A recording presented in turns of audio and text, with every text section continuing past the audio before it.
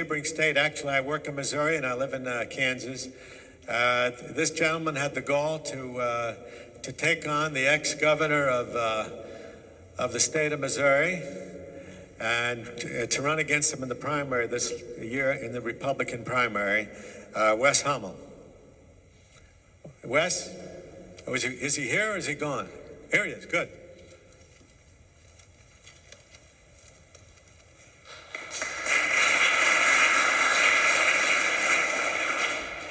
I didn't know I was going to be invited to speak, but what the heck, thank you. Well, I talked to you a couple of times, you make sense. Thank you. I'm not going to talk very much about my losing battle against Kit Bond, who is presently senator. I ran against him in the Republican primary. He's a former governor. We have had a couple of comments about how the press covers this.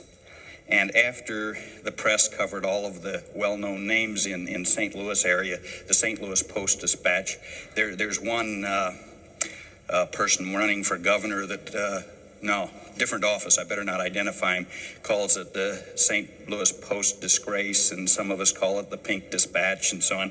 But they ran a justification for who they cover and how much coverage they give.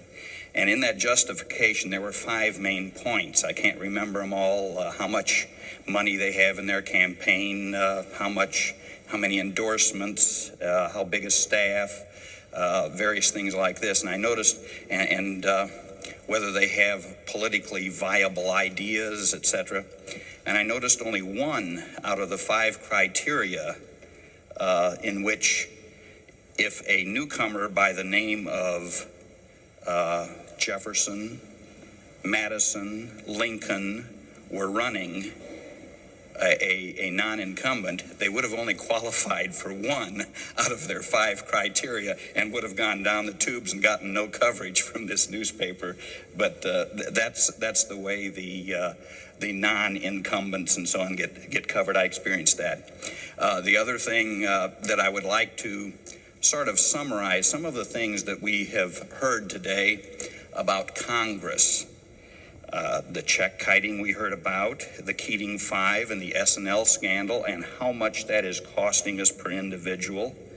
All of the PAC money, which is out-and-out bribery. The cost of the franking privilege. The midnight pay raise that they got.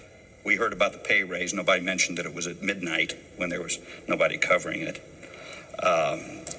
One of the things that hasn't been mentioned was that Customs does not, other people when they come back from a foreign nation, Customs will have them pay duties on a duty on things they bring in. Well, there's a courtesy they allow to members of Congress that they don't have to. And there have been some members of Congress who have, one guy brought in 100 pair of tennis shoes from South Korea. Another gentleman, when they unloaded the plane, it took 3 vans, filled 3 vans. This sort of corruption is also going on. There are so many perks in the office that there's too many to mention. Their retirement benefits are obscene. Their staff is used for campaigning. We've already heard that. The size of our national debt that they've created. The political party non-support of challengers. The House Post Office scandal we've heard about.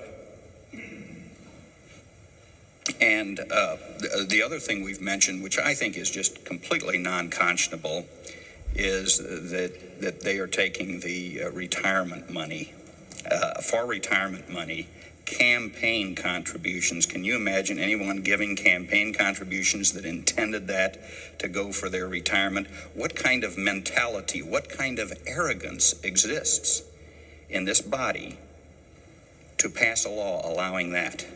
And in closing, I'd like to mention one of my phrases was that Congress is conceivably the second most corrupt institution in the United States. Some people, well, what's the most corrupt?